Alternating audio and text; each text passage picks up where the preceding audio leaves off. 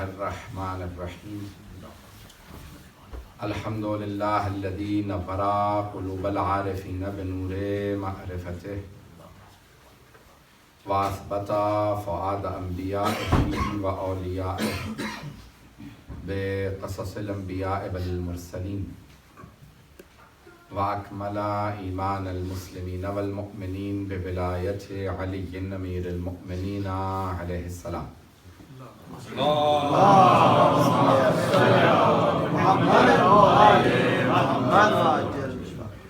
والصلاة والسلام والتحیۃ والاکرام علی افضل الموجودات العبد المؤید والرسول المسدد المصطفى الامجد المحمود الاحمد اعنی ابا القاسم محمد اللهم صل على محمد وآل محمد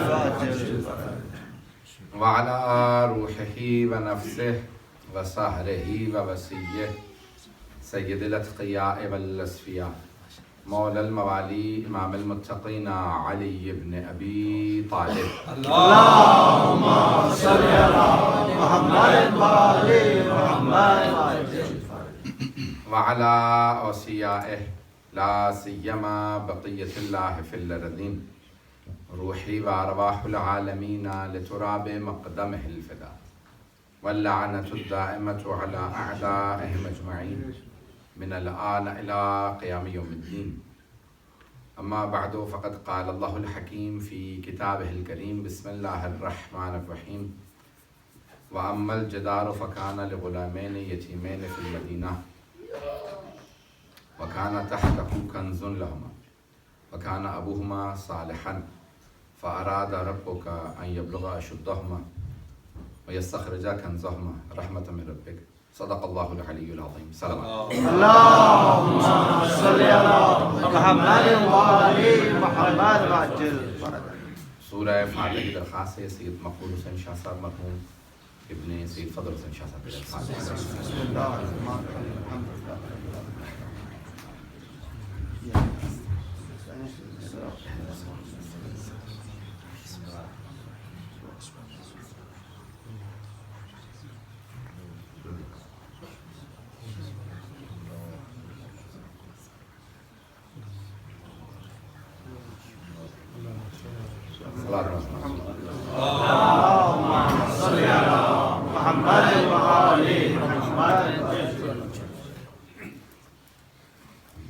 سورہ کہف کی آیات کا میں نے انتخاب کیا ہے جس میں اللہ سبحانہ و تعالیٰ نے حضرت موسیٰ و خضر کے واقعے کا تذکرہ کیا ہے۔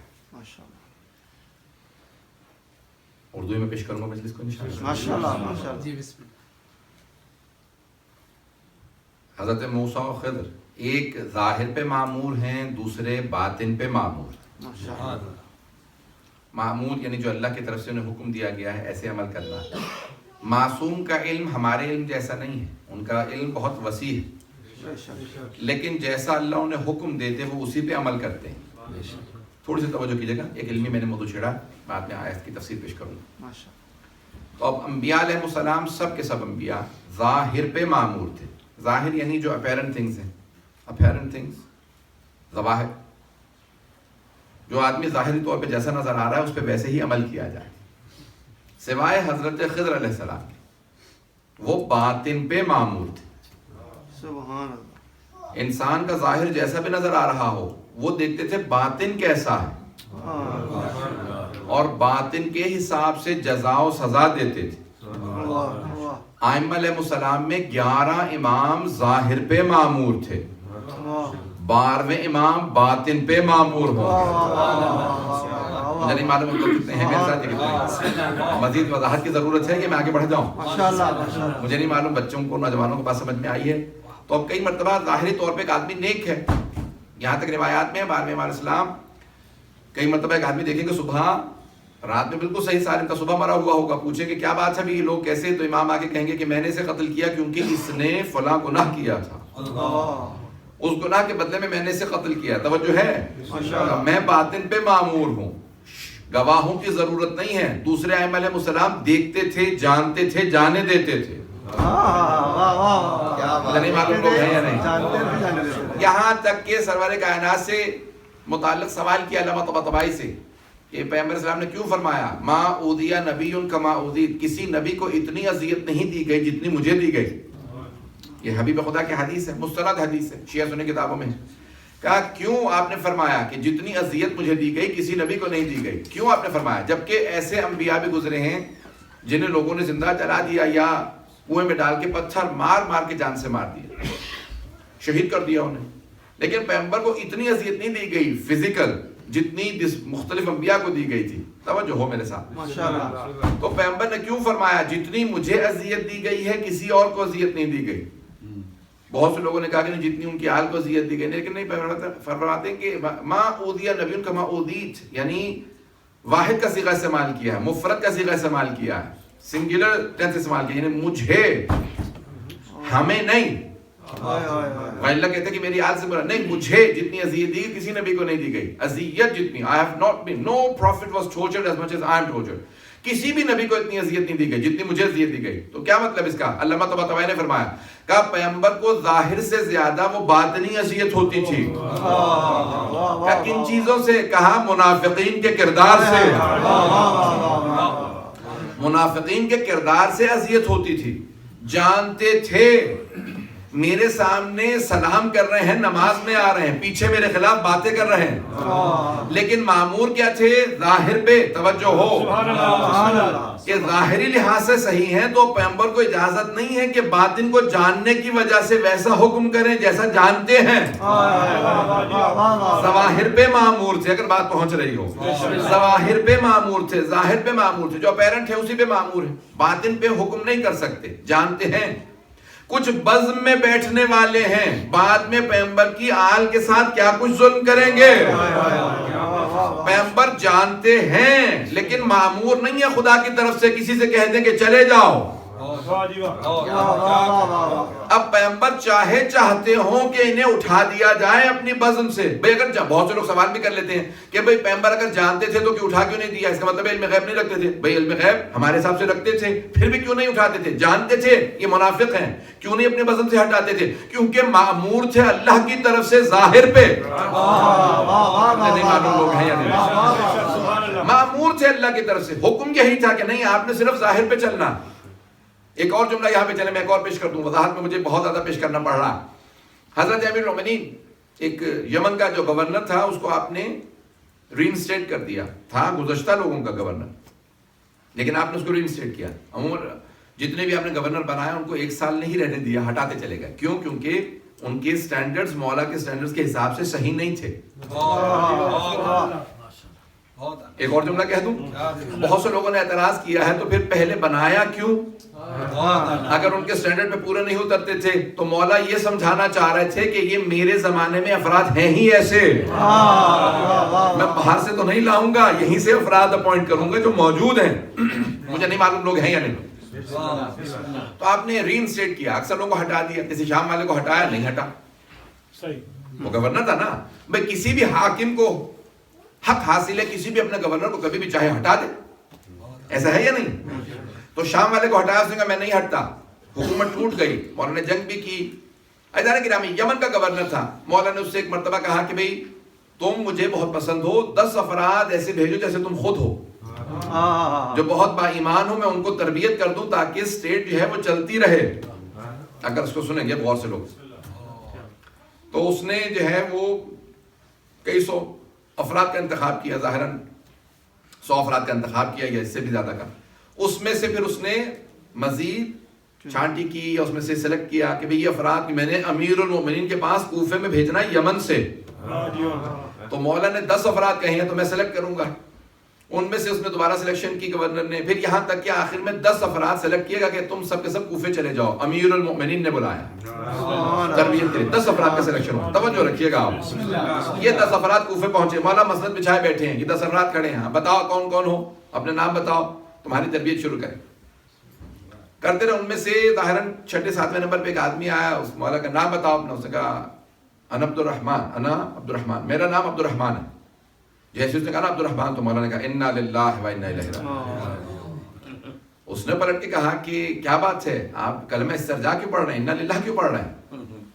مولا نے کہا کہ تیرے باپ کا نام کیا ہے؟ اس نے کہا انا ابن ملجم، میں ملجم کا بیٹا ہوں. اس نے کہا یعنی عبد الرحمن ابن ملجم نام تھا، میں ملجم کا بیٹا ہوں.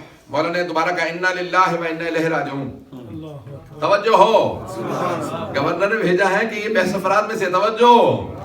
اب ایک مرتبہ مولا نے دوبارہ پوچھا مرادی انتا، کیا تو مرادی ہے؟ یعنی قبیلہ مراد قبیلے سے ہے؟ عبد الرحمن ابن ملجم میں مرادی اس کو پورا نام تھا. اس نے کہا ہاں میں مرادی ہوں. مولا نے پھر کہا انا للہ و انا الیہ راجعون. توجہ، گھبرا تو نہیں رہے ہیں؟ اب تیسری دفعہ پوچھا اس نے، پھر کہا تو مولا نے پھر کلمہ کہا کہ کیا بات ہے بار بار کلمہ استرجاع کیوں پڑھتے ہیں، انا للہ کیوں پڑھتے ہیں، کیا میں مرنے والا ہوں؟ مولا نے کہا نہیں، تو میرا قاتل ہے، تو میرا قاتل ہے، تو قتل کرے گا. اس نے کہا نہیں میں تو چاہنے والا ہوں. مولا نے کہا نہیں تو چاہنے والا نہیں، تو قاتل ہے، اور تو اپنے نفس کو بہت آلودہ کر چکا ہے، دنیا کی محبت تیرے دل میں رچ بس چکی ہے، تو اس حد تک چلا جائے گا کہ تو میرے قتل کے اندر اپنے آپ کو ملوث کر دے گا. تو اس نے کہا کہ نہیں ایسا نہیں ہو سکتا، میں آپ کو قتل کر دوں. مولا نے کہا ہاں تو میرا قاتل ہے، میں تجھے ابھی سے وارننگ دے رہا ہوں. کہا اگر میں آپ کا قاتل ہوں تو آپ مجھے مار دیجئے. مولا نے کہا کس جرم میں، جو تو نے کیا نہیں. لوگ ہیں یا نہیں ہیں؟ کس جرم میں مار دوں جو تو نے بھی کیا نہیں. He said kill me now. If I'm your assassin, if I'm going to kill you, then kill me now. He said for what sin that you haven't committed? The sin you haven't even committed. ابھی تو نے وہ گناہ کیا ہی نہیں، تو کس جرم میں مار دوں؟ تو کہا کہ نہیں آپ جب جانتے ہیں تو مجھے مار دیجئے. مولا نے کہا نہیں میں تجھے وارننگ دے رہا ہوں، بچانا تیرا اپنا کام ہے.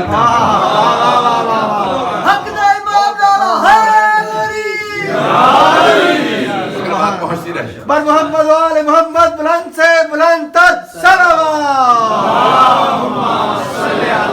محمد و آل محمد. توجہ نا میرے ساتھ. مولانا کا میرا کام ہے تجھے وارننگ دینا. دیکھیں میرا موضوع ہے، مجھ سے بہت سی فرمائشات آئی ہیں آج سارا دن، ابھی میرے بھائی بھی عزیز موجود ہیں اور بہت سے لوگوں نے فرمائشات کی ہیں کہ میں انشاءاللہ کوشش کروں گا لیکن موضوع کو مکمل کرنا چاہتا ہوں. بسم اللہ.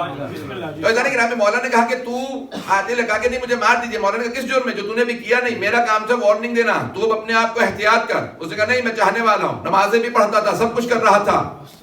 توجہ، داڑھی بھی تھی، نماز بھی پڑھتا تھا. عزیزان گرامی کسی کے قرآن دیکھنے کو، داڑھی رکھنے کو، نماز پڑھنے سے دھوکہ نہ کھائیے گا، کبھی کوئی داعش بھی بن جاتا.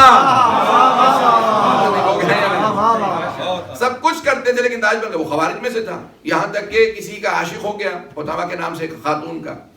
وہ بہت خوبصورت تھی. اس نے کہا کہ بھئی تو جو ہے جناب امیر علیہ السلام کا، یہاں پہ خود خوارج سے متعلق یہ بھی کہانی لکھی ہے الوقائع والحوادث کے اندر، اور بھی بہت سے اس کے لکھے ہیں کہ خوارج میں سے تھا اور شام والے معاویہ نے اس کو پیسے دیے تھے. مجھے اس سے بحث نہیں ہے کہ اس کے پیچھے بیک گراؤنڈ میں کون کون انوالو تھے. اس کو جب پہلی مرتبہ کہا نا اتنے پیسے ملیں گے، یہ کچھ ہوگا، علی کو قتل کر دے گا، نہیں میں علی کو نہیں مار سکتا. یہاں تک کہ کنونس ہو گیا، کہا نہیں اگر پیسے بڑھ جائیں اور یہ کچھ مل جائے اور یہ کچھ ہو، اور اگر قدامہ سے شادی ہو جائے، یعنی سب کچھ تھا. پیسہ عموماً لوگ صرف پیسے کی خاطر قتل کر دیتے ہیں، یا بعض اوقات شادی کی خاطر یا کسی خاتون کی خاطر، عورت کی خاطر قتل کر دیتے ہیں. اسے ساری لالچیں دی گئیں، اس نے سب چیزوں کو لے کے فیصلہ کیا کہ ٹھیک ہے میں علی کو قتل کر دوں گا. عزیزان گرامی مجھے یہ بات نہیں پیش کرنا تھی، مجھے تفصیل میں نہیں جانا کیونکہ وقت نہیں ہے کہ میں اس تفصیل میں جاؤں کہ کیا ہوا، پھر اس کے بعد کہاں کہاں مولا نے اسے وارننگ دی، کیا کچھ ہوتا رہا. لیکن اب مولا اسے مار نہیں رہے کیونکہ مولا ظاہر پہ مامور ہیں. اب بات واضح ہو گئی ہے، ظاہر اور باطن کا فرق سب کو پتہ چل گیا. تو میں آگے بڑھ جاؤں ماشاءاللہ. عزیزان گرامی مولا بھی ظاہر پہ مامور ہے. کہا کہ نہیں جانتا ہوں تو کیا کرنے والا ہے لیکن میں ظاہر پہ مامور ہوں، اللہ کا حکم میرے لیے یہی ہے. بہت سے افراد آتے یعنی میں نے فلاں گناہ کیا، مولا نے سر اٹھا کے دیکھا بھی نہیں، کہا جا چلا جا. کہا میں نے آپ کو بتا دی میں نے گناہ کیا. کہا 3 مرتبہ قبائل جرم کرے گا. If you plead guilty 3 times then I will have to punish you. میں پھر مجھ پہ واجب ہو جائے گا کہ تجھ پہ حد جاری کروں. ابھی چلا جا. اس نے کہا کہ میں نے آپ کو بتا دیا. مولانا کا بتایا ہے نا, ایک مرتبہ بتایا, میں تجھے دیکھ بھی نہیں رہا تاکہ تو شرمندہ نہ ہو. مجھے نہیں معلوم لوگ ہیں, تو شرمندہ نہ ہو, چلا جا, جا توبہ کر لے. اس سے بہتر کہ تو مجھ سے اپنے اوپر حد جاری کروائے, بہتر یہ ہے کہ تو توبہ کر لے. مجھے نہیں معلوم, تو توبہ کر لے اپنے اس گناہ کی, وہ تیرے لیے بہتر ہے کہ علی جیسے عادل سے اپنے اوپر حد جاری کروائے, اس سے بہتر ہے کہ تو توبہ کر لے. عزیزان گرامی, اب یہ باریک ہے, میں ساری کی ساری باتیں سب یہ پیش کر رہا ہوں کہ ظاہر پہ معمور ہے, جانتے ہیں گناہ کو, جانتے ہیں اس کے, لیکن امام ظاہر پہ معمور ہے. اب جناب خضر علیہ السلام جو ہے وہ ظاہر پہ نہیں باطن پہ معمور تھے. اگر واقعہ ذہنوں میں آ گیا ہو, سب کے ذہنوں میں حضرت خضر موسیٰ کا واقعہ ہے کہ جناب موسیٰ کے ذہن میں, اب یہاں پہ صرف ایک جملہ پیش کر رہا ہوں کہ رک کے چلیں, ایک جملہ پیش کر دوں تو میں آگے بڑھوں گا پھر بات. کہ حضرت موسیٰ علیہ السلام نے جب شکست دے دی فرعون کو, ڈوب کے مر گیا, بنی اسرائیل کو نجات دی, ان پہ توریت نازل ہو گئے, 10 کمانڈمنٹس آ گئے, سب کچھ ہو گیا, تو ایک مرتبہ سر پہ ماما رکھا, باہر نکلے, کا پروردگارا تو نے کتنا کرم مجھ پہ کیا, مجھے صاحب کتاب بنایا, صاحب شریعت بنایا, صاحب امت بنایا, توریت مجھے دی, میرے ہاتھوں تو نے فرعون کو شکست دی. صرف یہ سوچا, تکبر نہیں آیا تھا, تکبر آتا تو نبوت چلی جاتی. صرف سوچا, پتہ نہیں توجہ ہے یا نہیں. پروردگارا تیرا مجھ پہ کتنا کرم ہے, تو اللہ نے فوراً حکم دیا, کہا موسیٰ جاؤ, جا کے ہمارے بندے کے پاس, ہمارے عبد کے پاس دوبارہ پڑھو. کہ پروردگارا اگر ناپسند آیا تو میں توبہ کرتا ہوں. کہ اب توبہ کافی نہیں, جاؤ جا کے پڑھو, کوئی ترک اولا ہوا نا. توجہ, یہ اولو العزم پیغمبر ہے, تو کہا جاؤ جا کے ہمارے اب جنس ہمارا ایک نیک بندہ بیٹھا ہوگا راستے کے اندر, تو اس کے پاس چلے جاؤ, پڑھو.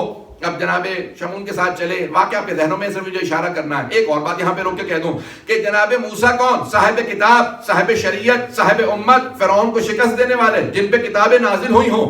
جب انہیں سیکھنا ہو تو خضر کے پاس جائیں, اور اگر خضر کو سیکھنا ہو تو علی کے پاس آئیں.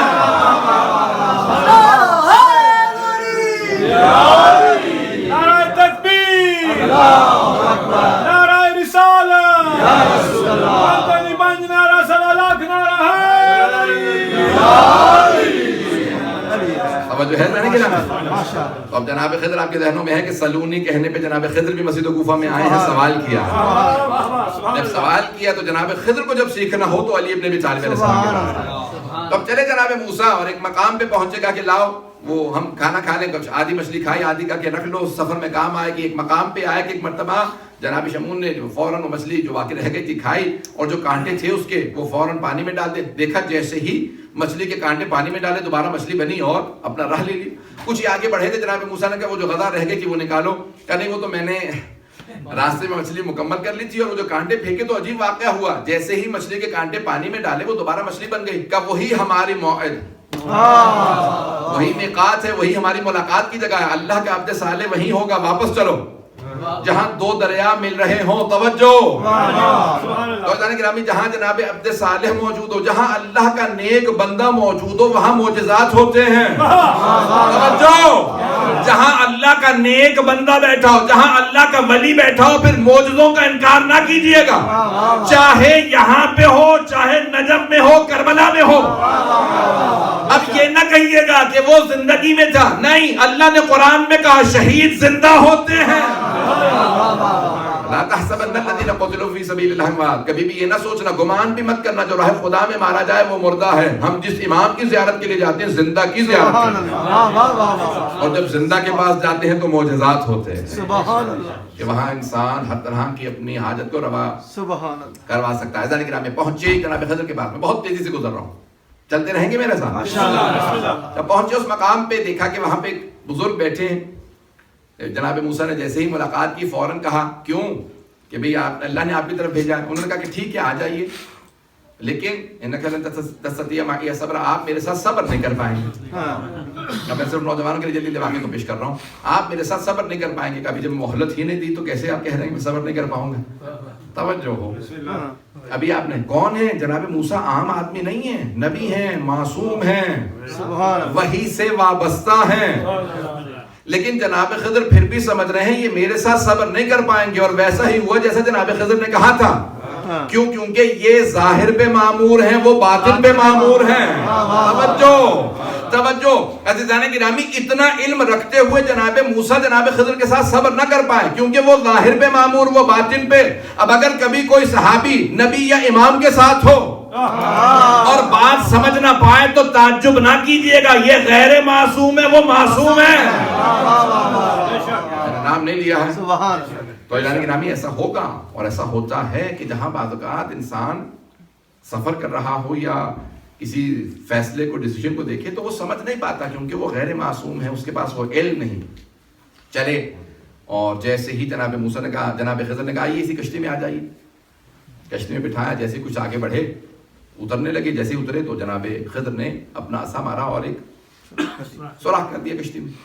تو جناب موسیٰ نے فوراً کہا ابھی اس نے ہم پہ احسان کیا، نیکی کی، اور آپ نے احسان کے فوراً بعد جو ہے بدلہ اس کو ایسا دیا کہ اس نے کشتی کے پار ہمیں، یعنی دریا کے پار لگایا، آپ نے کشتی میں سوراخ کر دیا. کہ میں نے پہلے ہی کہا تھا آپ میرے ساتھ صبر نہیں کر پائیں گے. تو کہا کہ یہ ذہن سے بات اتر گئی تھی، اب آئندہ کے لیے میں معمور ہوں. جیسے سامنے سے اترے، دیکھا ایک نوجوان سامنے سے آ رہا ہے. جناب خضر نے اپنا عصا اٹھایا، اس کے سر میں دے مارا. وہ جوان وہیں پہ ڈھیر ہو گیا. بچہ نہیں تھا، غلام سے مراد ہے نوجوان.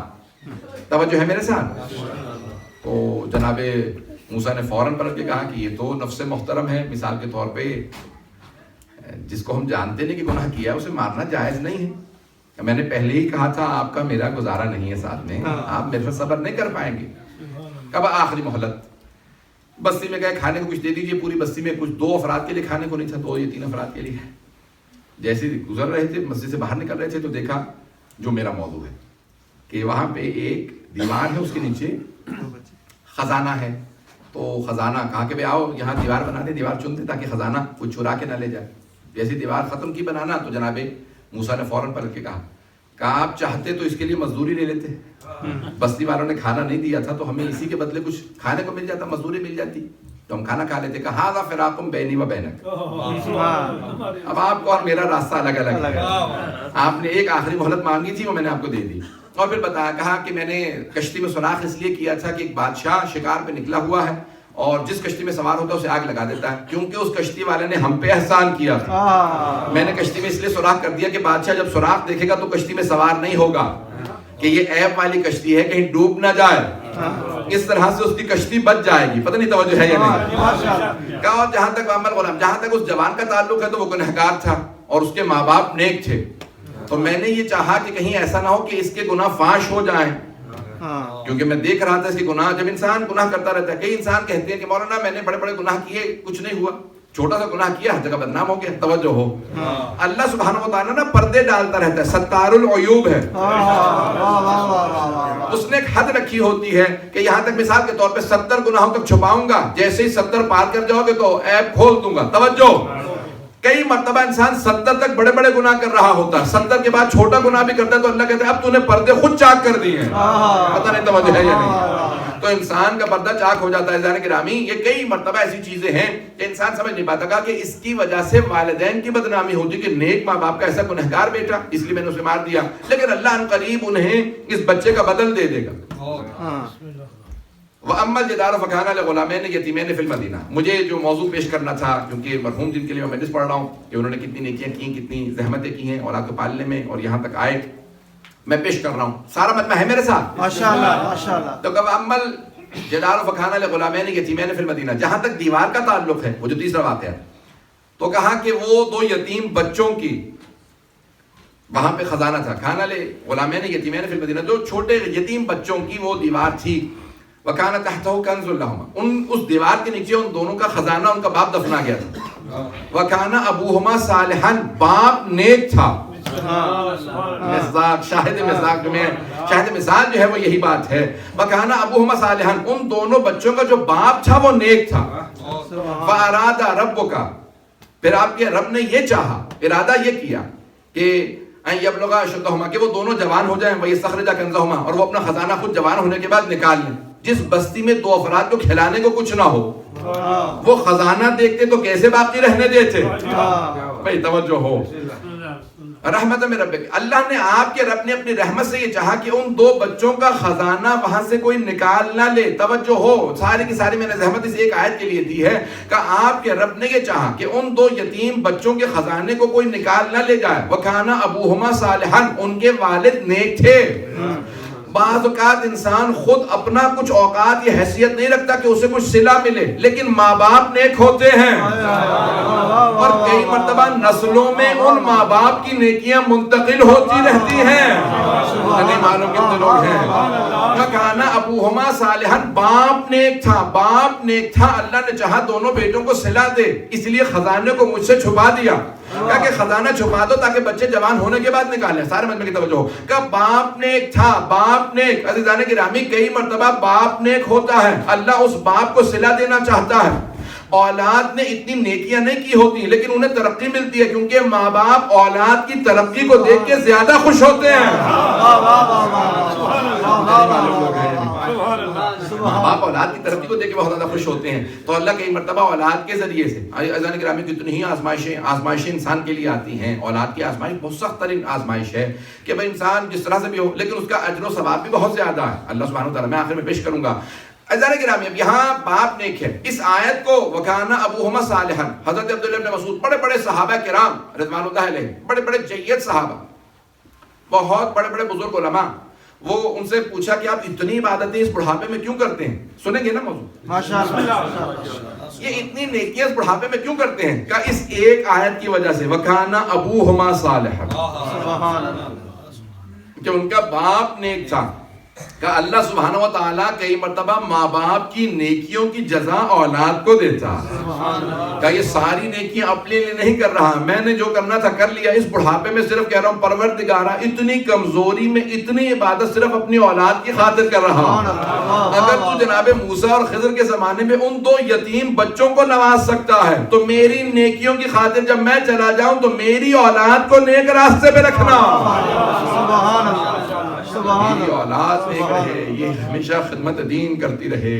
وَكَانَ أَبُوهُمَا صَالِحًا. میں نے کئی مرتبہ دیکھا ہے کہ بعض اوقات ایک استاد سے پوچھ رہا تھا، کہا کہ نیکیاں دیکھتے کہ کسی کی اللہ نے زندگی میں بہت کچھ اسے نوازا، لیکن اس کی زندگی میں کوئی خاص چیز نظر نہیں آتی، اس کے پاس یہ ساری نعمتیں کیوں؟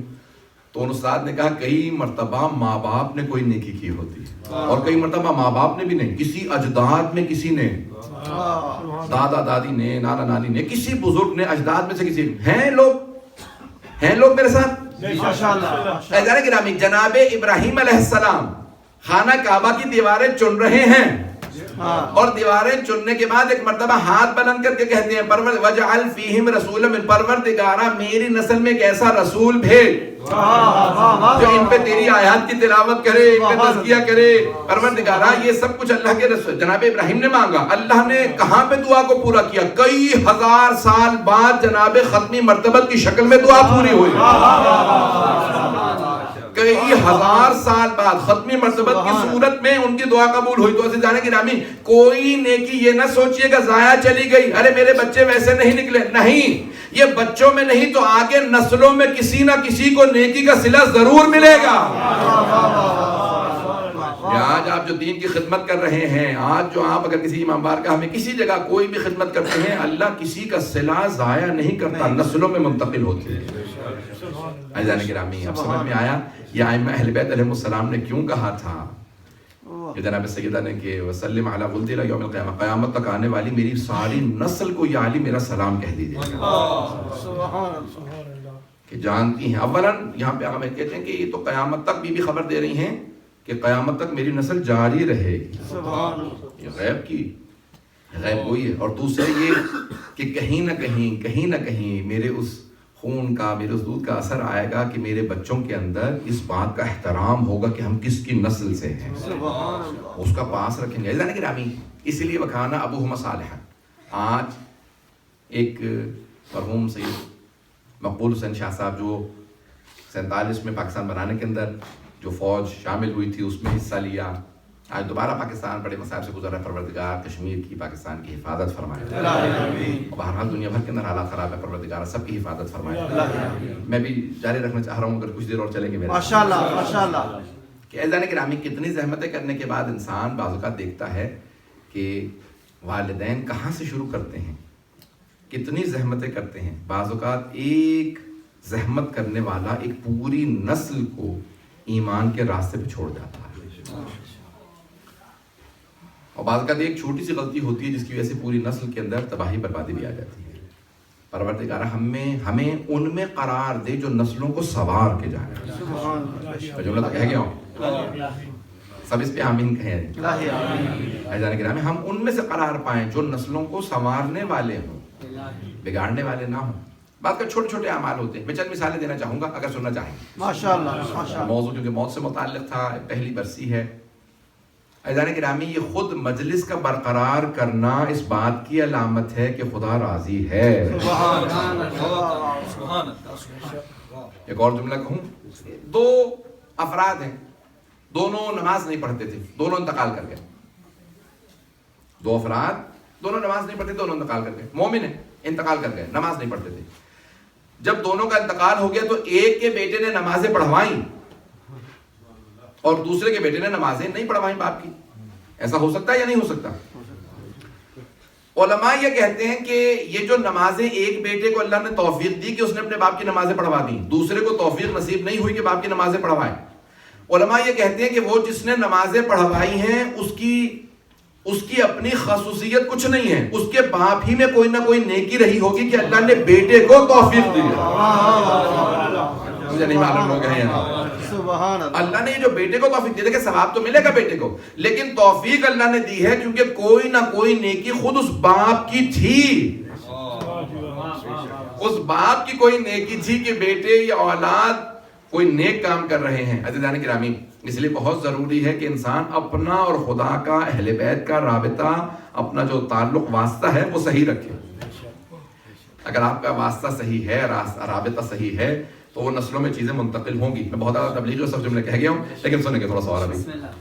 عزیزان گرامی، تھوڑی سی اور توجہ رکھیے گا میرے ساتھ. اب یہ نسلوں کے اندر منتقل ہوتی ہیں چیزیں، کئی دیر تک وہ نظر آتی ہیں.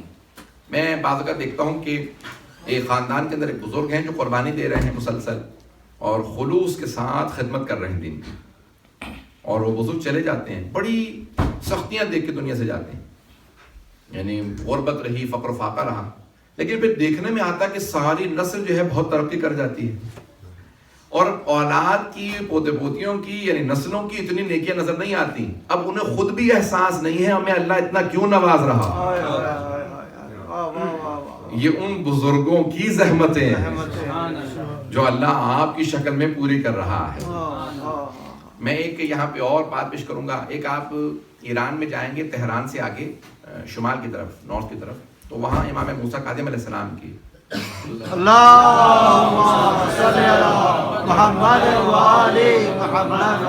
صلوات اس سے بہتر انداز سے ختم ہو.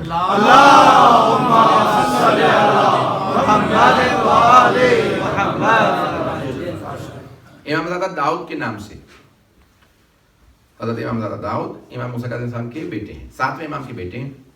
پہاڑ پہ ان کا روضہ ہے. جب جائیں تو وہاں بہرحال منتیں پوری ہوتی ہیں، لوگ اولاد کے لیے اور بہت سی چیزوں کے لیے دعا مانگتے ہیں.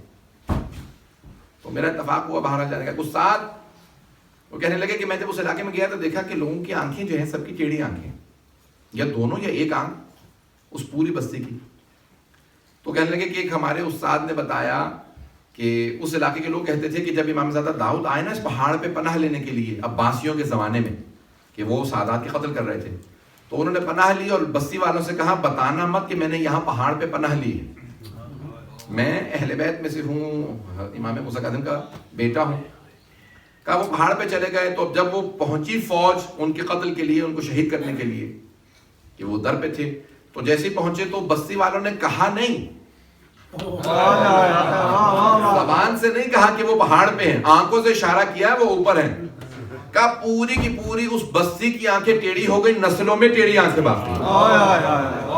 جب بھی جاتے تو ایک بات یاد آتی ہے، ہمارے اجداد نے کتنا بڑا گناہ کیا تھا کہ ایک امام زادے کو پوائنٹ آؤٹ کیا، کہ انہیں شہید کر دیا. وہ گئے، انہوں نے جا کے ان کا گلا کاٹ دیا، ان کو ذبح کر دیا وہاں، پھر وہیں پر ان کا روضہ بنا. کہا لیکن اللہ نے ایک نشانی باقی رکھی کہ ہم آج تک توبہ کرتے ہیں پروردگار. بعض اوقات انسان کی کوئی ایک نیکی ہوتی ہے جو نسلوں میں منتقل ہوتی ہے، اور ایک برائی ہوتی ہے جو نسلوں میں منتقل ہوتی ہے. اب کبھی کوئی یہ نہ کہے کہ یہ نسلوں کے اندر سزا نہیں ہے، ایک نشانی باقی ہے. اللہ سزا نسلوں کو نہیں دے رہا بلکہ انہیں بتا رہا ہے تم تائب رہنا، جب دوبارہ آل محمد پہ وقت آئے تو ساتھ دینا، مخالف نہ ہونا. پھر بھی ان کی کوئی نیکی تھی جو کام آ گئی، پھر بھی نسلوں میں باقی رہ گیا. کچھ ایسے بھی ہیں کہ جہاں پہ امام نام لے کے پوری نسل پہ لعنت کر رہے ہیں. ایسا ہے، خدا کی قسم ایسا ہے کہ جہاں امام باقاعدہ نام کہتے ہیں کہ مثال کے طور پہ کہ اللہم یعنی اعلیٰ مروان، پوری مروان کی پوری نسل پہ لعنت. بڑے سخت الفاظ ہیں کہ بھئی یہ گناہ اس کا ہے، یہ نسلوں میں منتقل کیوں ہوتی رہے گی لعنت. عزیزان گرامی، امام معصوم دیکھ رہے ہیں سبحان اللہ کہ ولید کا یا مروان کا یا عبید اللہ بن زیاد کا یا بہت سے اور لوگوں کا نام لے کے کہا کہ ان سب پہ، یا بنو امیہ کا کہا کہ ان پہ لعنت ہو نسلوں کے اوپر. یہاں تک کہ جب صدام نے دعویٰ کیا نا کہ نہیں میں سید ہوں، تو لوگوں نے کہا بھی شجرے تلاش کرو. جب صدرہ اس کا دیکھا تو جا کے اس کا مروان سے ذکر کرا. پتہ نہیں بات پہنچی ہے نہیں پہنچی. جانے گرامی، بعض اوقات انسان کیسے گناہ کرتا ہے، آل محمد کو کتنا بغض و کینہ رکھتا ہے کہ نسلوں میں وہ بغض و کینہ منتقل ہوتا ہے. جانے گرامی، اسی لیے کہتے ہیں کہ کچھ بھی ہو جائے، بعض اوقات چھوٹی چھوٹی نیکیاں ہیں وہ نسلوں میں منتقل ہوتی ہیں. آپ نے دیکھا ایک اکثر میں جاتا ہوں نا بعض اوقات تو کہتے ہیں کہ اس خاندان کی یہ خصوصیت ہے، یعنی خاندان کی، پورے خاندان کی خصوصیت ہے. ان کا ہر فرد یہ مثال کے طور پہ مزاجن متواضع ہے، منکسر مزاج ہے. ایسا ہوتا یا نہیں ہوتا؟ لوگ ہیں میرے ساتھ؟ سننے میں آتا ہے نا، کہتے ہیں اس خاندان کے سارے لوگ ہمیشہ مسکراتے ہی رہتے ہیں، خوش مزاج ہیں. ایسا کہ ہمیں کسی ایک بزرگ نے وہ نیکی اپنائی ہوتی ہے کہ اللہ پوری نسل میں خون میں منتقل کر سکتا ہے. تو کوئی ایسی اپنے اندر صفت پیدا کیجئے کہ آپ کی نسلوں میں منتقل ہوتی رہے. پتہ نہیں میں بات پہنچا پا رہا ہوں. ایک ایسی آپ کے اندر صفت ہونی چاہیے کہ اگر آپ کے بچے آئندہ لکھا جائے تاریخ ہے ان میں یہ خوبی تھی تو منتقل ہو آپ سے. پتہ نہیں ہے یا نہیں. میں ایک اور جملہ پیش کرتا ہوں، سارے افراد کی توجہ ہو میرے ساتھ. اگر کوئی کہے کہ نہیں نسلوں میں کیسے منتقل ہو سکتی ہے، سائنٹیفکلی بھی پروون ہے کہ آپ کے اندر ٹینڈنسیز ہوتی ہیں کہ بچے کے اندر، باپ کے اندر غصہ تھا بچے میں بھی آ گیا. توجہ رکھیے گا. جناب امیر سے پوچھا کہ مولا کیا بات ہے یہ ہم انسانوں کے اندر جس چیز سے منع کر دیا جائے اس کا تمہ زیادہ پیدا ہو جاتا ہے. نہیں مجھے معلوم، میں آپ کو منع کرتا ہوں بھائی آج رات میری مجلس میں سوچئے گا. آپ پوری رات سو نہیں پائیں گے، یہی سوچتے رہے مجلس کیوں نہ سوچوں. آپ کا پورا ذہن میری مجلس ہی میں رہے گا اگر میں منع کر دوں. پتہ نہیں توجہ ہے نہیں، منع نہیں کروں گا. یعنی انسان کو جس چیز سے منع کر دیا جائے انسان زیادہ اس کے متعلق سوچتا ہے کہ یا علی ایسا کیوں ہے. تو امام نے فرمایا الانسان حریص علی ما منع. انسان کو جس چیز سے منع کر دیا جائے اس کا حرص پیدا ہو جاتا ہے، اس کی گریڈ پیدا ہو جاتی ہے. کہ مولا کیوں؟ کہ یہ آدم، جناب آدم سے پوری نسل میں آیا. نہیں یہ توجہ، کہ یہ جناب آدم سے پوری نسل میں آیا. اللہ نے جناب آدم سے کہا لا تقرب هذه الشجرة، اس درخت کے قریب نہ جانا، اس پودے کے قریب نہ جانا. بار بار وہیں جاتے تھے، کیوں نہ جاؤں؟ جب پودے یعنی وہاں پہ کھاتے نہیں تھے، فوراً نہیں کھایا تھا، بار بار پاس سے گزرتے تھے. بات کیا اللہ نے منع کیوں کیا؟ کہ جناب آدم میں وہ حص جو تھی پوری نسل میں منتقل ہوئی. عزیزان گرامی، ایک نیکی ایک برائی پوری نسل میں منتقل ہوتی ہے. تو کوئی ایک نیکی پیدا کیجئے جو نسلوں میں جائے، ان نسلوں کی نیکیاں آپ میں آئیں گی، اس کا ثواب آپ کو ملے گا. برائے خوشنودی محمد و آل محمد صلوات.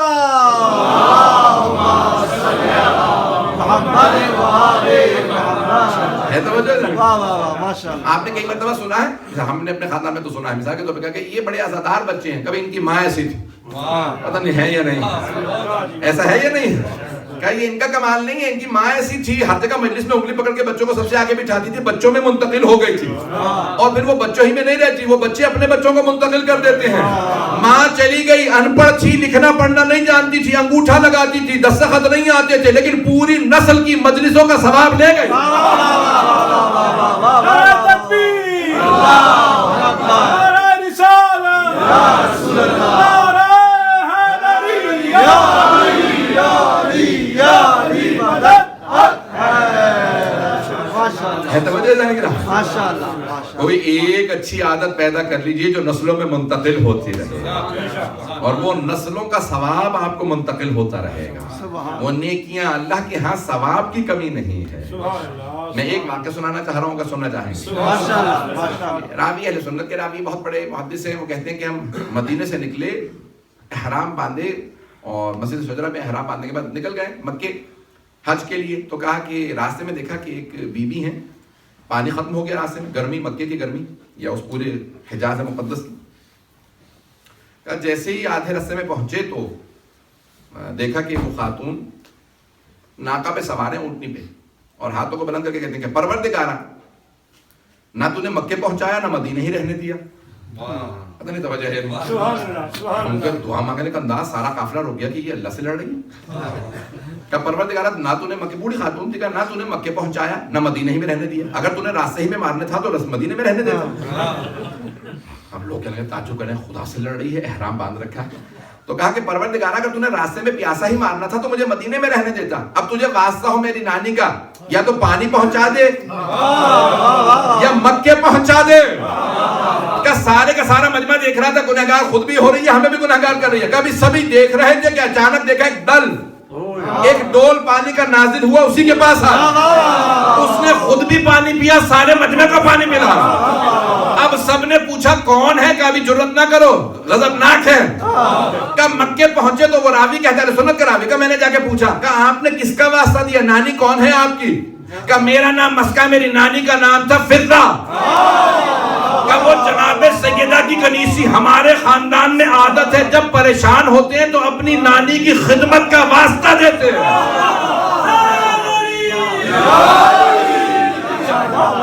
ہمیں یقین ہوتا ہے کہ ہماری نانی نے کیونکہ خدمت کی ہے جناب سیدہ کی، ان کی کنیز تھی، ممکن ہی نہیں ہے اس خدمت کا واسطہ دے دعا قبول نہ ہو۔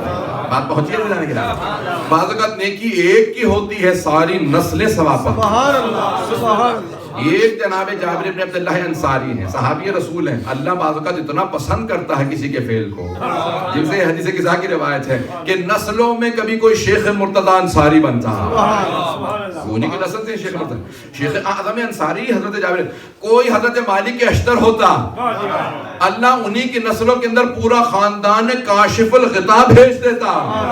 شیخ جعفر کبیر، شیخ جعفر کاشف الغطا، حضرت مالک اشتر کی نسل، یہ سارے جتنے بڑے بڑے علماء ہیں کاشف الغطا کے نام سے، سب ان کی نسل سے ہیں۔ توجہ ہو، بعض اوقات نیکی ایک کی ہوتی ہے لیکن پوری نسلوں میں کوئی نہ کوئی خوبی باقی رہ جاتی ہے۔ اب سمجھ میں آیا یہ آج تک بنی اسد اربعین اور عاشورہ کے سارے جلوسوں میں پیش قدمی کیسے کرتے ہیں؟ کوئی ایک حبیب گزرے ہے، پتہ نہیں بات پہنچی ہے نہیں پہنچی ہے، کوئی ایک حبیب ابن مظاہر اتنا عاشق حسین ہے کہ بڑھاپے میں بھی جان قربان کرنے کو اعزاز سمجھتے ہیں۔ عزیزان گرامی، یہ ایک ایک نیکی ہے جو نسلوں میں منتقل ہوتی رہتی ہے۔ میں دوبارہ تاکید کروں گا، ایک اپنے اندر ایسی نیکی پیدا کیجئے کہ نسلیں بتائیں کوئی ایسا نیک گزرا تھا کہ ان کی نیکیاں آج تک نسلوں میں باقی ہیں۔ عزیزان گرامی، زیادہ وقت نہیں لوں گا، میں پیش کرنا چاہ رہا ہوں کہ ایک صرف تاریخی واقعہ پیش کر دوں، اس کے بعد چند جملے مسائل سننا چاہیں گے اگر؟ عزیزان گرامی، بعض اوقات ایک نیکی ہوتی ہے، کوئی ایک ایسا ہوتا ہے کہ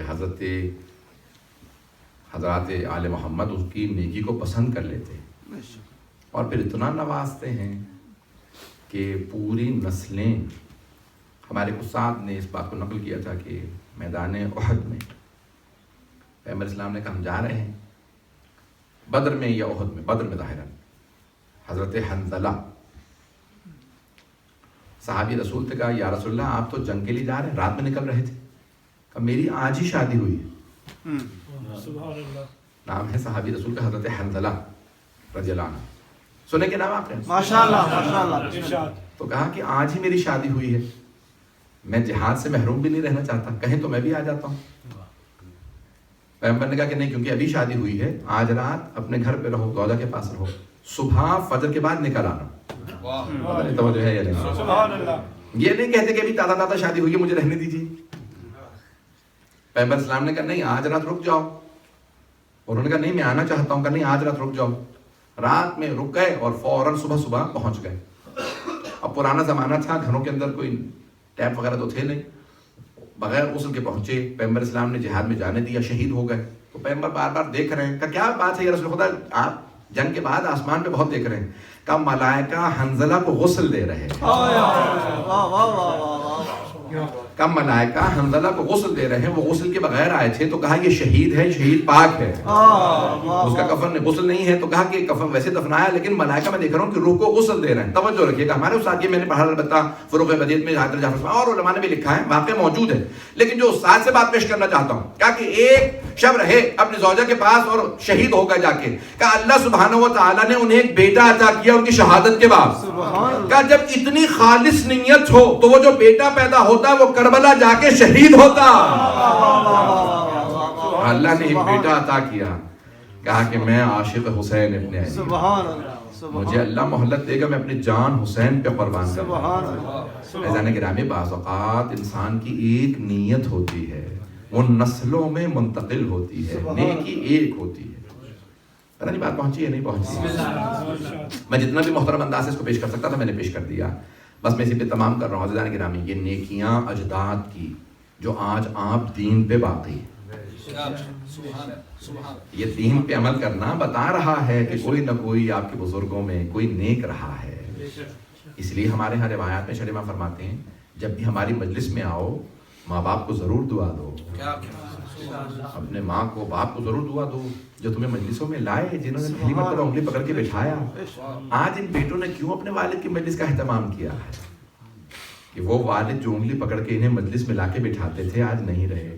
علامہ طباطبائی فرماتے ہیں کہ بعضوں کا صرف ایک صلوات، یہ جو پڑھتے ہیں نا اللہم صلی اللہ محمد وعلی محمد، کہ صرف یہ ایک صلوات مرنے والے کا وہ جو روح کا سفر ہو رہا ہوتا ہے کہ وہ بعضوں کا کئی میل کا سفر ایک صلوات سے طے ہو جاتا ہے. سبحان اللہ، سبحان اللہ. ایک صلوات سے کئی میل کا سفر طے ہو جاتا ہے. کہ تمہیں اندازہ نہیں ہے آل محمد پہ صلوات بھیجنا، ان کے فضائل میں خوش ہونا، مصائب میں رونا کتنا ثواب رکھتا ہے. سبحان اللہ. بات کا یہ چھوٹے چھوٹے جس کو آپ چھوٹا عمل سمجھ لیں، ارے میں مجلس میں آگے بیٹھ گیا، یہ آپ کو اندازہ ہی نہیں ہے اس فرش عزا کا ثواب کتنا. بس آخری جملے سن لیجیے. مجھ سے بہت سے لوگ کہتے ہیں میں انٹرنیٹ پہ سن لیتا ہوں ورنہ میں آن لائن سن لیتا ہوں. میں کہتا ہوں بالکل ٹھیک ہے، علم مل جائے گا آپ کو، لیکن فرش عزا کا ثواب نہیں ملے گا. فرش عزا کا ثواب اس فرش پہ آنے سے ملتا ہے. عزیزان گرامی، چاہے آپ کہیں کہ میرے سٹینڈرڈ کی مجلس نہیں ہے، صرف مجلس میں اس لیے آ جائیں کہ پہلے آدمی کے آنے سے پہلے فرشتے آتے ہیں اور آخری آدمی کے جانے تک موجود رہتے ہیں. کیوں؟ اللہ نے معمور کرتا ہے یار یہاں میرے حسین کی مجلس ہونے والی ہے، یہاں آل محمد کا ذکر ہونے والا ہے. اور وہ فرشتے جو نہیں آئے ہوتے وہ پوچھتے ہیں تبرک میں کیا لے کے آئے ہو؟ وہ کہتے ہیں حسین کے رونے والوں کے آنسو لائے. ان آنسوؤں کا ذریعے کا کتنا ثواب ہے، کتنا اجر ہے. میں بہت زیادہ وقت نہیں لینا چاہتا تھا. عزیزان گرامی، حسین سے عشق و محبت اس کا اثر ہی کچھ اور ہے. ایک چاہنے والا دنیا سے چلا جائے. حضرت حبیب بن مظاہر، حضرت حبیب اپنے گھر پہ موجود تھے. مختصر سے مسائل پیش کروں گا. میرا آپ سے وعدہ ہے اگر آپ میرے ساتھ چلیں ہر آنکھ میں آنسو ضرور آئے گا. کہاں موجود تھے؟ کوفہ میں اپنے گھر بیٹھے تھے. بہت پرسکون عالم تھا، کربلا جیسا ماحول نہیں تھا، پرسکون تھا، ہر طرح سے سکون. ان کی زوجہ نے ان کے لیے کھانا دسترخوان پہ بچھا دیا. جیسے ہی پہلا لقمہ اٹھایا تھا، 7 محرم کو مولا نے خط لکھا تھا نا، پہلا لقمہ اٹھایا تو دروازے پہ دستک ہوئی. جناب حبیب صحابی رسول بھی ہیں صلی اللہ علیہ وسلم، رسول خدا کے صحابہ میں سے، امیر المومنین کے اصحاب میں ہیں، امام حسن امام حسین سب کے اصحاب میں. تو اب مولا سے سنا تھا کہ حبیب خدا نے کہا ہے، رسول خدا نے کہا کہ جب دسترخوان پہ بیٹھ جاؤ نا تو ماں باپ جب بھی آئیں تو ان کی تعظیم میں کھڑے ہو، لیکن جب دسترخوان پہ بیٹھ جاؤ تو پھر ماں باپ کے لیے بھی مت اٹھنا. مطلب اللہ کے رزق پہ بیٹھے، اب کسی کے لیے نہ اٹھنا سوائے اس کے کہ پھر امام وقت کا حکم آ جائے. تو جناب حبیب کو نہیں معلوم تھا دروازے پہ کون ہے. انہوں نے پہلا لقمہ اٹھایا تھا، ابھی منہ میں نہیں رکھا نا والا. تو ایک مرتبہ وہیں سے بیٹھے بیٹھے پوچھا من بالباب، دروازے پہ کون ہے؟ تو اس نے کہا انا برید الحسین، میں حسین کا پیغام لایا ہوں. جیسے ہی جناب حبیب نے سنا نا انا برید الحسین، تو فوراً جو لقمہ ہاتھ میں تھا نا اسے چوما، کہا پروردگارہ یہ تیرا رزق ہے اور وہ تیرا بلی ہے، تیرا حجت ہے پروردگار۔ فوراً اٹھے، ننگے پاؤں ننگے سر دوڑتے ہوئے دروازے پہ آئے، امامہ نہیں رکھا سر پہ، نالین نہیں پہنے، کہا کیوں؟ ایسا نہ ہو یہ حسین کا پیغام لائے سے انتظار کرنا، عاشق ایسا ہوتا ہے۔ توڑے فوراً آئے، کیا فرمایا میرے مولا نے؟ کہا خط بھیجا ہے، مکتوب آیا ہے آپ کے، مجھے زبانی نہیں بتایا، لکھا ہے۔ تو جناب حبیب نے خط ہاتھ میں لیا، اگر دیکھ سکے تو میرے تو دیکھیے گا، تاریخ کے الفاظ یہ ہیں، جناب حبیب نے خط فوراً نہیں کھولا، خط ہاتھ میں لیا، چوما، چومنے کے بعد آنکھوں سے لگایا، آنکھوں سے لگایا کہ پروردگارہ تیرے حسین نے مجھے خط لکھا۔ بڑے عظیم ہے جناب حبیب، عاشق ایسا ہوتا ہے کہ پروردگارہ تیرے حسین نے مجھے خط لکھا ہے، چوما، پھر اپنے آپ سے خود ہی کہا اے حبیب زہرا کے لال نے خط لکھا۔ خط کھولا، جیسے خط کھولا نا تو اس میں لکھا تھا اے حبیب الی رجل فقیہ حبیب ابن مضاحک، اس مرد فقیہ کے نام جس کا نام حبیب ابن مضاحک ہے۔ اے حبیب ہم کربلا میں آ گئے، دشمنوں کے نرغے میں گھرے ہیں، اے حبیب اگر آپ ہماری نصرت کرنا چاہتے ہیں تو کربلا چلے آئے۔ اور آخر میں ایک لفظ لکھا آجلن، حبیب دیر نہ کیجیے، ایسا نہ ہو زیادہ دیر ہو جائے۔ تو جناب حبیب کے نا آنسو بہنے لگے، تو زوجہ نے سوال کیا کہ حبیب زہرا کے لال نے کیا لکھا؟ اور جناب حبیب نے آزمائش کرنا چاہی زوجہ کی، اپنے امتحان لینا چاہا، جسٹ ٹو ٹرائی، فوراً کہا زہرا کے لال نے مجھے کربلا بلایا ہے۔ تو کہا پھر آپ نے کیا سوچا؟ کہا سوچ رہا ہوں کربلا جاؤں کہ نہ جاؤں۔ جیسے کہا نا میں جاؤں کہ نہ جاؤں، تو جناب حبیب کی زوجہ بہت مؤمنہ تھی، فوراً کہا حبیب زہرا کے لال نے بلایا اور آپ سوچ رہے ہیں میں جاؤں کہ نہ جاؤں؟ حبیب اگر آپ نہیں جا رہے تو اپنی تلوار مجھے دے دیجیے، میں جاؤں گی، میں دفاع کروں گی، میرے مولا تنہا رہ جائیں۔ اور آپ ایک مرتبہ جناب حبیب نے کہا کنیز خدا آیا ممکن ہے مجھے حسین بلائے اور حبیب نہ جائے؟ کہ نہیں، میں چاہتا تھا کہ آپ بھی ثواب میں شریک ہو جائیں، ممکن ہی نہیں ہے کہ مجھے حسین بلائے اور میں نہ جاؤں۔ تو ایک مرتبہ غلام کو بلایا، کہا کہ پورا اشوک دور ہے، عبید اللہ بن زیاد نے پابندی لگا رکھی ہے، یہ میری تلوار ہے، میرا گھوڑا لے کے کوفے سے باہر چلا جا، میں باہر آؤں گا، سوار ہو کے چلا جاؤں گا۔ تو ایک مرتبہ تلوار دی، گھوڑا کا خاموشی سے باہر سے نکل جا، غلام گھوڑے کو لے تلوار لے چلا گیا۔ اتنے میں جناب حبیب نے اپنی ابا قبا پہنی، زوجہ سے کہنے لگے خدا حافظ، جب میرا بیٹا بڑا ہونا تو بتانا میں حسین پہ قربان ہوا تھا۔ نوجوان تھا، ابھی جوان نہیں ہوا تھا، جناب حبیب بزرگ ہے لیکن ایک جب بچہ ہے ان کے گھر کے اندر، تو بچہ زیادہ بڑا نہیں ہے، کہ بیٹے سے کہنا میں حسین پہ قربان ہوا تھا، اور ایک مرتبہ کہنا میرے بیٹے سے کبھی بھی قیدیوں کا تماشا نہ دے۔ یہاں روک کے جملہ پیش کر دوں، جب نیزوں پہ سر بلند آئے نا کوفے کے اندر، تو ایک بچہ دیکھ رہا تھا یہ سر کیسے ہے، اچانک بچہ آگے بڑھا، ایک آدمی سے کہنے لگا یہ نیزہ مجھے دے دو۔ اس نے پوچھا کیا کرو گے تم نیزے کا؟ کہ جو اس پہ سر ہے نا وہ میرے بابا کا ہے۔ کہا کون ہے یہ، کس کا سر ہے؟ کہ یہ حبیب ابن مظاہر ہے۔ میں نے بزرگ علماء سے جملہ سنا ہے، یہاں تک تو روایت ہے، لیکن بزرگ علماء کہتے تھے کہ جناب حبیب نے پلٹ کے بیٹے سے کہا بیٹا کچھ نہ کر، میرے سر کو نہ لے جا۔ کہا کیا کرو گے سر کو گھر لے جا کے؟ کہا میرے بابا کے چہرے پہ خون لگا ہے، میں پانی ڈال کے چہرہ دھوؤں گا۔ کہا بیٹا کچھ نہ کرو، میرے سر کو نہ دھونا۔ کہا بابا پھر کیا چاہیے؟ کہا بیٹا ہو سکے تو گھر سے چادریں لے آ۔ کہا بیٹا ہو سکے تو چادریں لے آ۔ کیا کہا ہوگا بیٹے نے؟ کہا بابا آپ مرد ہیں، امامے کا کپڑا مانگتے، ابا کبا مانگتے، بابا یہ چادریں کیوں لے آ؟ کہا بیٹا علی کی بیٹیاں۔ اجرکم اللہ، اجرکم اللہ۔ بس بھائی میں 4 سے 5 منٹ 10 منٹ زیادہ سے زیادہ زحمت دوں گا، میرے ساتھ چلیے گا۔ تو ایک مرتبہ جناب حبیب نے غلام کو بھیج دیا، ابا قبا زیاد کی زوجہ سے خدا حافظ کا الوداع کیا، کہا میں جا رہا ہوں، گھر سے نکلے۔ کوفہ حالات اچھے نہیں تھے، جیسے باہر نکلے نا دیکھا جناب مسلم ابن اوسجہ آ رہے ہیں، جناب حبیب کے غزل تھے، قریبی رشتہ دار تھے، وہ بھی بہت بزرگ ہیں، 90 برس کے قریب ہیں، جناب مسلم ابن اوسجہ۔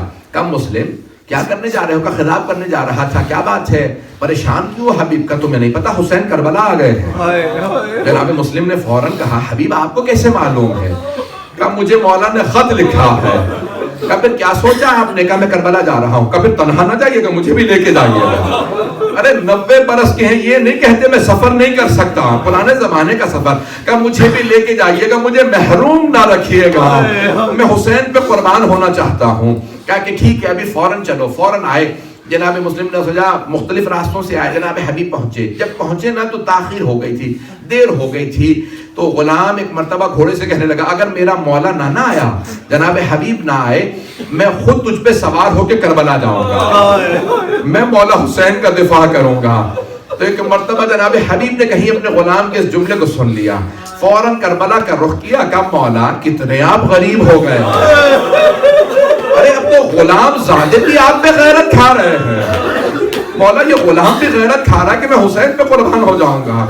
ایک مرتبہ جناب حبیب نے اپنے غلام سے کہا جا میں نے تجھے آزاد کیا.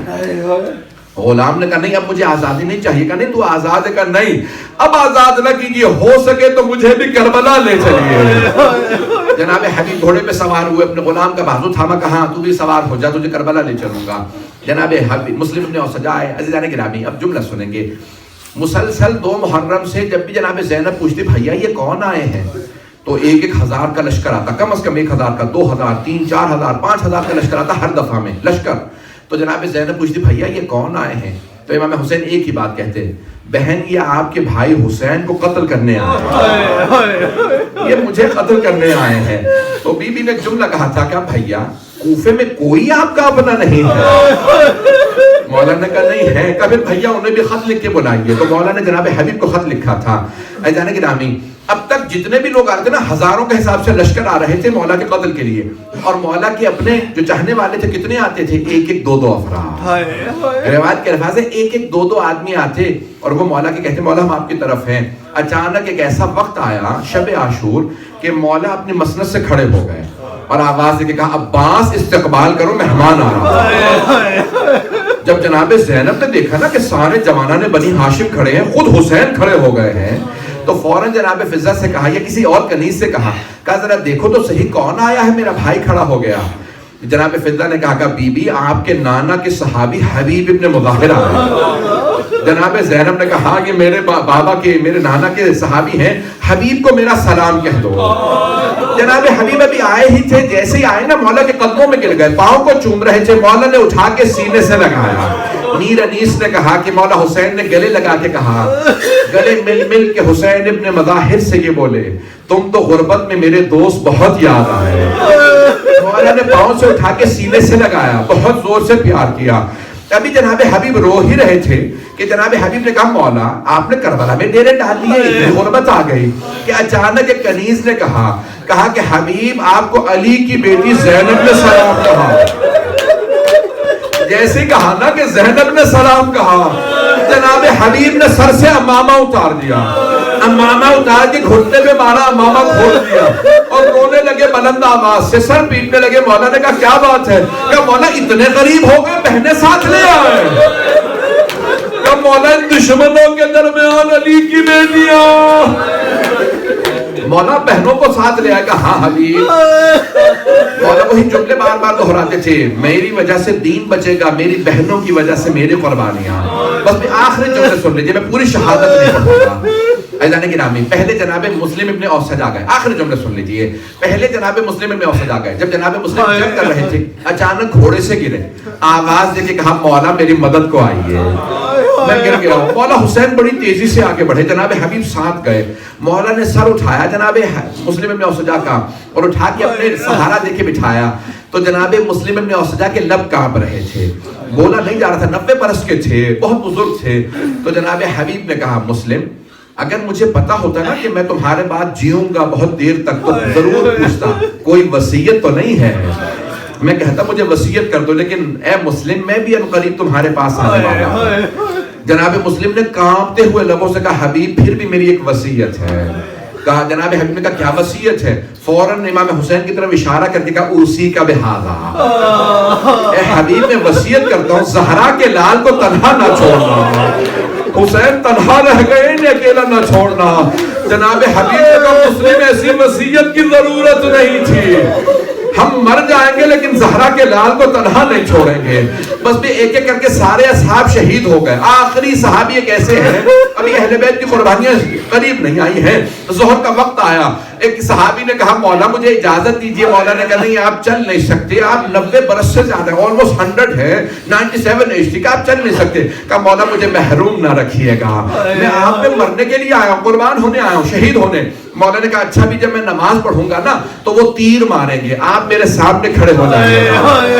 آخری جملے سن لیجیے, میں تب دیکھیے گا. ایک مرتبہ وہ بہت بوڑھے تھے, انہوں نے اپنی کمر پہ دونوں ہاتھ رکھے, کمر کو سیدھا کیا کیونکہ کمر ٹوٹی ہوئی تھی, کمر جھک گئی تھی. دونوں ہاتھ کمر پہ رکھے, کمر کو سیدھا کیا. جیسے ہی مولا نے کہا نا اللہ اکبر, سامنے سے تیر چلنے لگے. پہلا تیر آیا ان کے سینے میں لگا, جیسے ہی تیر لگا نا ان کے لب کانپنے لگے. دوسرا تیر لگا. جب ہم دعا مانگتے ہیں ہاتھ اٹھاتے ہیں, ان کے ہاتھ کمر پہ تھے. انہوں نے نگاہوں کو اٹھا کے کہا پروردگارا بس اتنی طاقت دے دے تیرے حسین کی نماز مکمل ہو جائے. پروردگارا تیرے حسین کی نماز مکمل ہو جائے. میں تب تک نہ گروں جب تک تیرے حسین کی نماز قائم ہے. ایک مرتبہ تیر چلا, سینے میں لگا, سینے میں تیر لگتے رہے, پیٹ میں تیر لگے, ایک تیر گردن میں لگا, ان کی ٹانگیں لرز رہی تھی. اچانک آواز آئی امام حسین کی السلام علیکم ورحمۃ اللہ وبرکاتہ. بس جیسے ہی انہوں نے سنا نا مولا کی نماز تمام ہو گئی, فوراً اپنی ٹانگوں کو چھوڑ دیا. جیسے گرنے لگے میرے مولا تیزی سے آگے بڑھے, ایک ہاتھ ان کی گردن پہ رکھا, دوسرا کمر پہ رکھا, آرام سے زمین پہ لائے. جیسے ہی انہیں زمین پہ رکھا نا, انہوں نے کانپتے ہوئے لبوں سے بس ایک سوال کیا, اے حسین کیا آپ مجھ سے راضی ہیں؟ کہا مولا کیا آپ مجھ سے راضی ہیں؟ امام حسین نے کہا سعید میں تم سے راضی, میری ماں فاطمہ تم سے راضی, میرے بابا علی مرتضیٰ تم سے راضی, میرے نانا رسول خدا تم سے راضی, میرا پروردگار تم سے راضی. الا لعنت اللہ علی القوم الظالمین وسيعلم الذين ظلموا أي منقلب ينقلبون. میں بہت مختصر کرنا چاہ رہا تھا لیکن پھر بھی میں نے وقت لے لیا. آئیں بھی ذرا ہاتھوں کو بلند کیجیے گا. میں نے صرف اصحاب کے مصائب پڑھا. آج ایک بزرگ کی مجلس تھی نا, 92 برس کے تھے, ہی واز 92 جب وہ دنیا سے گئے. لیکن ایک سوال کروں, ابھی آپ کیا کریں گے؟ بیٹوں کو گلے لگائیں گے نا. ہر آدمی بیٹوں کو گلے لگا کے پرسہ دے گا آپ کے بابا دنیا سے چلے گئے. کہیں ایسا تو نہیں ہوگا کہ کوئی گلے میں توق ڈال دے بیٹوں, پاؤں میں زنجیریں باندھ دے, ہاتھوں میں ہتھکڑیاں پہنا دے. دنیا میں کبھی ایسا نہیں ہوتا کہ باپ کے مرنے پہ بیٹوں کے گلے میں توق ڈال دیا جائے. لیکن ہائے میرے مولا سجاد, یہاں باپ کی شہادت ہوئی, وہاں بیٹے کے گلے میں توق ڈال دیا گیا. پروردگارا مرحوم کے درجات بلند فرما. آئے میں ایک اور واسطہ دوں گا. آپ نے دیکھا ہے نا مرحوم کے گھر میں چھوٹی بچیاں ہیں, ان کے بیٹوں کی بیٹیاں ہیں. میں بھی دیکھ رہا تھا, چھوٹی سی بچی ہے, اسکارف باندھا ہوا آئی. میں نے بڑا بات کو سوچا, میں نے کہا مولا حسین کتنے مظلوم ہے. ہر آدمی بچی کے سر پہ ہاتھ رکھتا ہے نا شفقت کا, کہیں ایسا تو نہیں ہوتا بچیوں کو تماچے مارا جائے. پروردگارا شام غریبہ میں اس 3.5 برس کی بچی کے چہرے پہ لگتے ہوئے تماچوں کا واسطہ مرحوم سید مقبول حسین شاہ کے درجات بلند فرما, ان کی قبر کو منور فرما, ان کے پسماندگان کو صبر عنایت فرما. پروردگار ایک آخری واسطہ دے رہا ہوں, میں جانتا ہوں میں نے بہت وقت لے لیا, ایک آخری واسطہ دے رہا ہوں. سب ہاتھ بلند کر کے اپنی اپنی حاجات بھی طلب کیجیے گا. 12ویں امام کے ظہور کی دعا بھی مانگیے گا, سب کچھ جو بھی دعا مانگنا چاہے مانگیے گا, ہر حاجت قبول ہوگی. پروردگار بس ایک واسطہ دے رہا ہوں. پروردگارا آج 1 سال ہو گیا نا, برسی ہے. جب 1 سال گزر گیا نا مولا کی شہادت کو, تو چہلم کا وقت تھا. مولا سجاد واپس آئے. آپ نے دیکھا ہے ہر بیٹا چاہتا ہے مجھے کوئی سینے سے لگا کے باپ کا پرسہ دے, ہر بیٹا چاہتا ہے مجھے کو گلے لگائے. مولا سجاد کو کسی نے پرسہ نہیں دیا تھا, کسی نے گلے نہیں لگایا تھا. مولا تلاش کر رہے تھے مجھے کوئی اپنا مل جائے. جیسے ہی چہلم پہ پہنچے نا, دیکھا جناب جابر کھڑے ہیں. انتظار نہیں کیا جناب جابر آگے آئے مجھے گلے لگائیں, خود ہی مولا سجاد آگے بڑھے. جیسے کوئی بڑا ترسا ہوا ہوتا ہے, خود ہی آگے بڑھے, جناب جابر کو گلے لگایا اور خود ہی رو رو کے کہنے لگے جابر ہاں ہونا کوتے لگے جا. جابر یہاں ہمارے مردوں کو ذبح کیا گیا تھا، جابر یہاں میرے گلے میں توق ڈالا، جابر میری پھپھیوں کی چادریں چھین لے گئے۔ مولا سجاد خود ہی رو رو کے اپنے بیان کر رہے ہیں۔ پروردگارا واسطہ اس لحظے کا جب مولا نے رو کے کہا جابر ذرا کچھ دور چلے جائیے، جناب جابر نے کہا مولا میں تو نابینا ہوں، میں جانتا ہوں آپ پردے کی وجہ سے کہہ رہے ہیں کہ مولا علی کی بیٹیاں آئی ہیں، لیکن مولا میں نابینا ہوں، میں دیکھ نہیں سکتا۔ تو جناب مولا سجاد نے کہا جابر آپ دیکھ نہیں سکتے سن تو سکتے ہیں۔ کہا جابر میری پھپھیاں صرف روئیں گی نہیں بین کریں گی۔ جانتے ہیں کیا بین کیے جناب زینب نے رو کے کہا بھیا میں شام سے لٹ کے آئی ہوں، سکینہ نہیں رہی، بھیا میرے پاؤں بڑے زخمی ہیں، رو رو کے کہا۔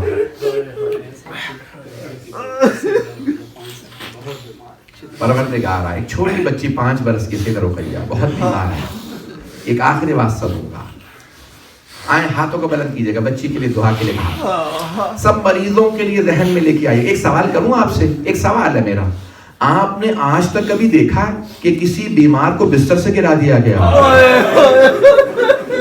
پروردگارہ شام غریبہ کے اس بیمار کا واسطہ جن سے بستر لوٹ لیا گیا تھا، ہمارے تمام مریضوں کو خصوصاً اس بچی کو سیدہ رقیہ کو صحت کاملہ عاجلہ عنایت فرما۔ پروردگارہ اس وقت جب آنکھ میں آنسو تو دعا رد نہیں ہوتی، پروردگارہ اس بچی کو اور تمام ہمارے مریضوں کو صحت کاملہ عاجلہ عنایت فرما۔ پروردگارہ تجھے واسطہ ہے شام کی زندان کی اس چھوٹی سی قبر کا واسطہ، اس بچی کو صحت کاملہ عاجلہ عنایت فرما، اور حاضرین کی تمام حاجات قبول فرما، بے اولادوں کو اولاد عنایت فرما، مقروضوں کے قرضے ادا فرما، پریشان حالوں کی پریشانیاں دور فرما۔ وہ والدین جو اپنے بچوں کی طرف سے کوئی بھی پریشانی رکھتے ہیں، کسی بھی طرح سے پریشان ہیں، خصوصاً جو مائیں اپنے بچوں کی رشتوں کی طرف سے پریشان ہیں، ان کی پریشانیاں دور فرما۔ پروردگار ہمارے تمام اسیروں کو جناب زینب کی اسیری کا واسطہ، تمام اسیروں کو رہائی کی خبر عنایت فرما۔ ربنا تقبل منا انك انت السميع العليم بحق محمد وآله الطيبين الطاهرين المعصومين